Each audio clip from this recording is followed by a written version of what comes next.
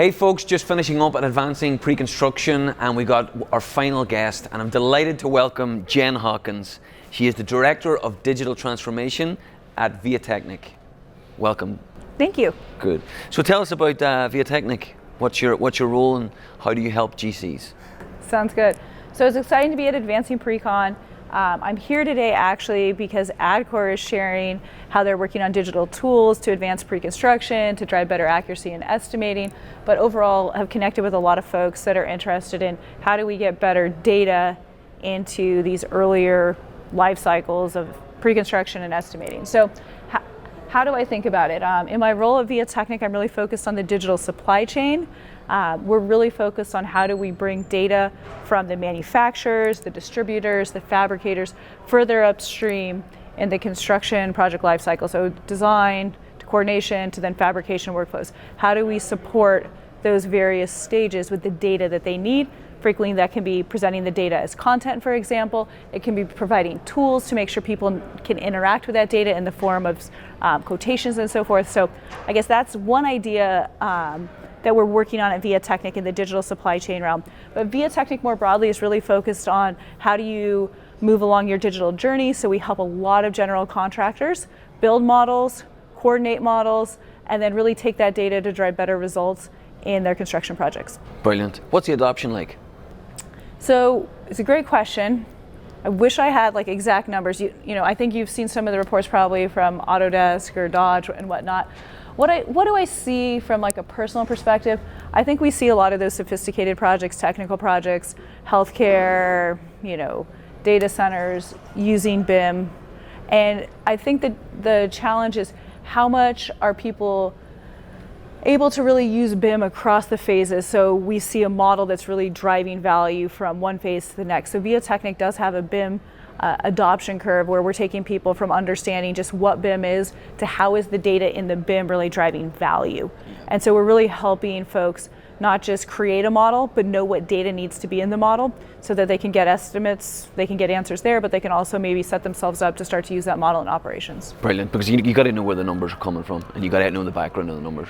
You got to have a standard set up so you know what data to put into that model, because otherwise we're starting to see models that, you know, maybe aren't set up to answer the questions that we want, or we're also seeing models that are overbuilt and then slowing down the use of that model. What are the standardized, and obviously there isn't a standard, but the data points that people are gathering, what's the main ones? Yeah, I don't think there's a standard like, let me hit these 5 attributes. I think we see people being interested in, if I go back to the supply chain, descriptive data, as well as dimensional data, as well as transactional data. So when am I going to get this? What's the price of it? So we can start to think about different categories of data, I would say, more than, hey, I need this, this, and this. Yeah, and what about, obviously your background is within construction. You've spoken to, collaborated with a number of GCs throughout your career. Are you seeing the people that have done this early, how it's return on investment? Yes. Yeah. So I think that's a great question. So let me answer 2 parts of the question. Okay, so the ROI part. At VIATechnik, we'd helped a couple clients start to digitize their assets. So we scanned it, created a model, and then we started to really host those models in our Voyager platform to be able to have a multi-site definition of their portfolio. We were actually doing this pre-pandemic. Then during the pandemic, boom, all of a sudden there's this new need for data. So one of our clients was able to quickly reconfigure several of their restaurants because of the data that they had. So they were able to basically auto-generate what would a second drive-through lane look like, where would the start be, where would the exit be, what does that mean for parking, and they were really quickly able to adopt. This drove like even greater demand within the organization because the ROI was clearly there. So that was my first part of your question. The other part is like, where does my perspective on GCs come from? I think about the challenge of supply chain data being available further upstream from my background in construction.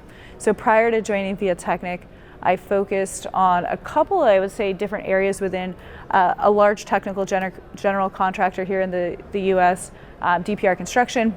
So I started off with DPR in the Bay Area, worked on corporate office campuses for large tech clients. liked the scale of those projects, liked the challenges of kind of figuring out how do those projects come together with really high quality standards.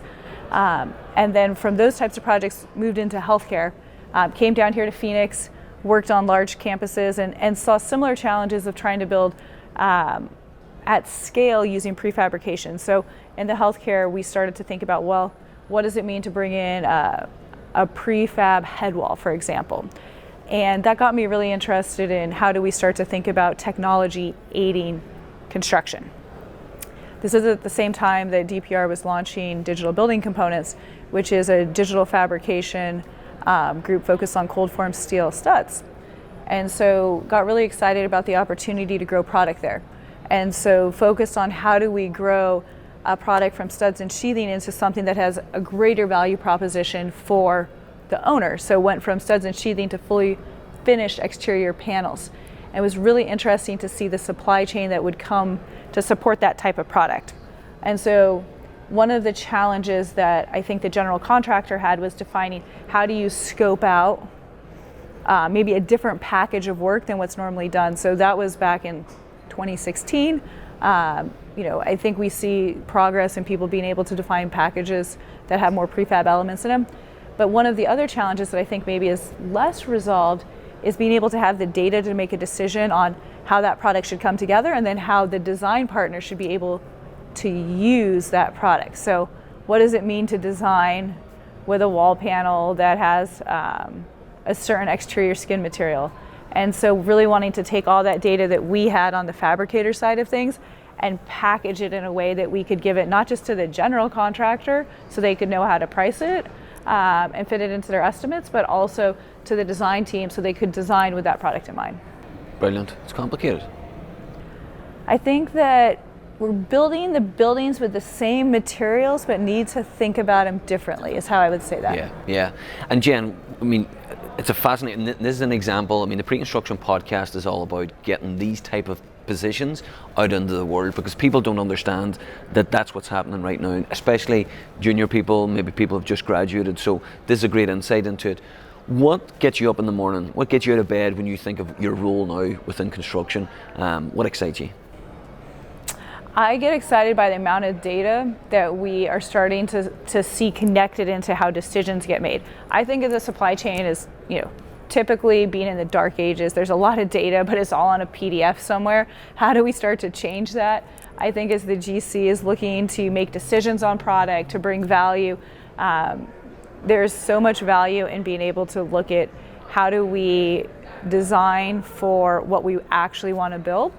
I guess that's something that I saw when I was part of a lot of DPR projects, wanting to make sure we could actually build something that was constructible, build something that was efficient for both a material and a labor perspective. So I think we're to this kind of next stage of digitalization where everybody's, everyone will say digitalization now. 2 years ago, I don't even think I knew the word. That's right, yeah. It's one of the buzzwords, but the fact that there's so much happening on it, and it's like adoption. I mean, once COVID hit, whether it was digitalization, pre-construction, on takeoff software, it's just accelerated everything. And I think we've got to kind of capitalize on the momentum. Yeah.